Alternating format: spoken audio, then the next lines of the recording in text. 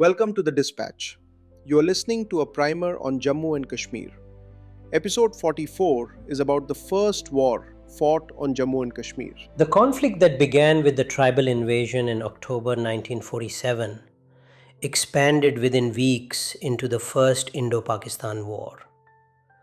What started as an irregular incursion evolved into a full-scale military confrontation across the mountainous frontiers of Jammu and Kashmir, drawing in two newly independent states and attracting international attention. The war defined the territorial contours of the region, shaped political alignments, and marked the beginning of a long and unresolved dispute. Once Indian troops secured the Srinagar airfield on 27 October 1947, the immediate priority was to push the raiders back from the valley. Over the next several days, Indian and state forces advanced toward Baramulla and Uri, clearing key positions along the Jhelum Valley Road. The recapture of these towns restored the essential link between Srinagar and the rest of India, stabilized morale, and prevented the raiders from regrouping for a second advance toward the capital. The National Conference's volunteers assisted the civil administration and helped maintain order in Srinagar, allowing military operations to proceed without disruption from within. By November, the war had widened. Armed formations from Pakistan, initially denied officially and later acknowledged in varying degrees, joined the tribal Lashkars in several sectors. Fighting spread along the western frontier into Poonch, Mirpur, and the northern approaches toward Muzaffarabad. Harsh terrain, winter conditions, and limited roads made operations slow on both sides. In Poonch, surrounded garrisons resisted for weeks, relying on airdropped supplies and reinforcement by precarious mountain tracks. The region became one of the war's most enduring battlegrounds, illustrating both the determination of defenders and the challenges of mountain warfare. Further north, operations in the Gilgit-Baltistan sector opened a new front. Local uprisings, combined with the involvement of forces aligned with the Gilgit Scouts, which had been under British command until August 1947, shifted control of several areas.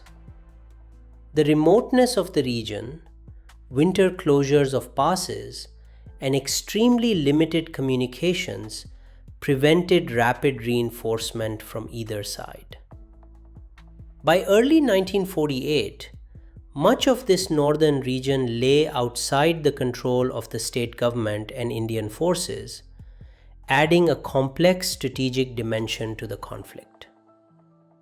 In the Jammu region, the war took a heavy civilian toll. The violence of partition in neighboring Punjab pushed refugees across the border, creating pressures on food, shelter, and administration. Indian forces secured Jammu city and surrounding districts, but fighting continued in several frontier belts where local militias, state forces, and Indian troops engaged in defensive and offensive operations. The situation was complicated by the movement of populations, competing local loyalties, and the vulnerability of transport routes. Through 1948, military operations continued across multiple sectors, each shaped by altitude, terrain, and narrow supply lines. Indian forces launched major operations in the spring and summer, making gains in the Uri-Poonch-Rajouri axis and stabilizing defenses in the northern areas.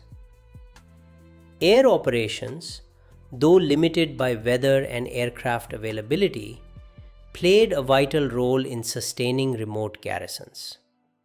The war increasingly resembled a series of simultaneous campaigns, each influenced by geography as much as by strategy. International attention intensified as the conflict continued.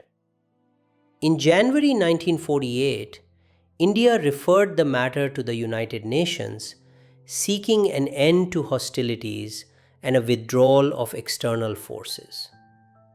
The UN debates that followed reflected both the uncertainty of the early post-war international order and the difficulty of disentangling local grievances from the actions of states.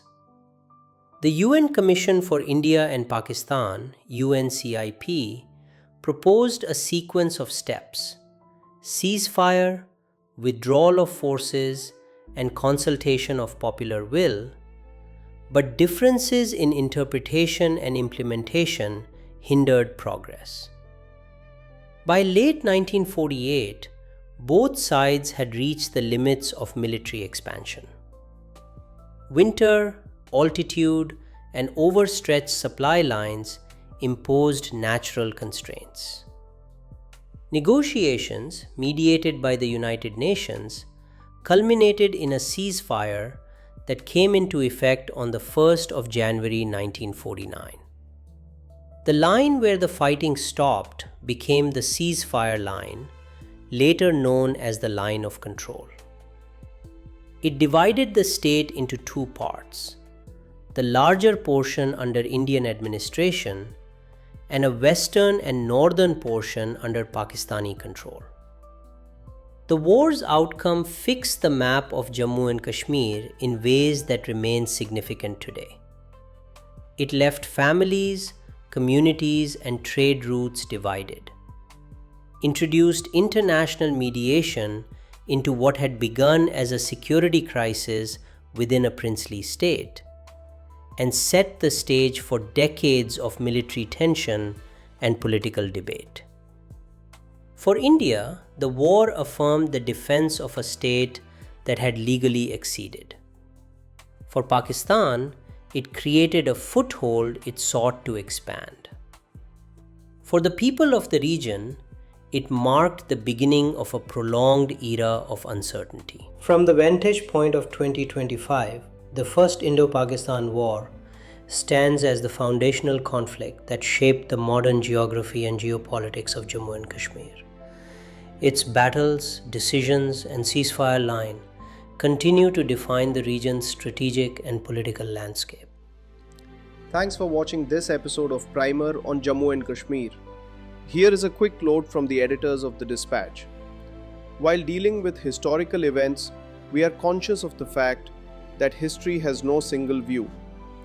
In places like Jammu and Kashmir, this can be more complicated.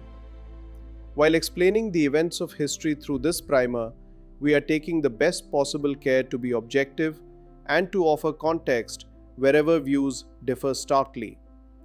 We welcome you to write to us and enrich the knowledge base on Jammu and Kashmir.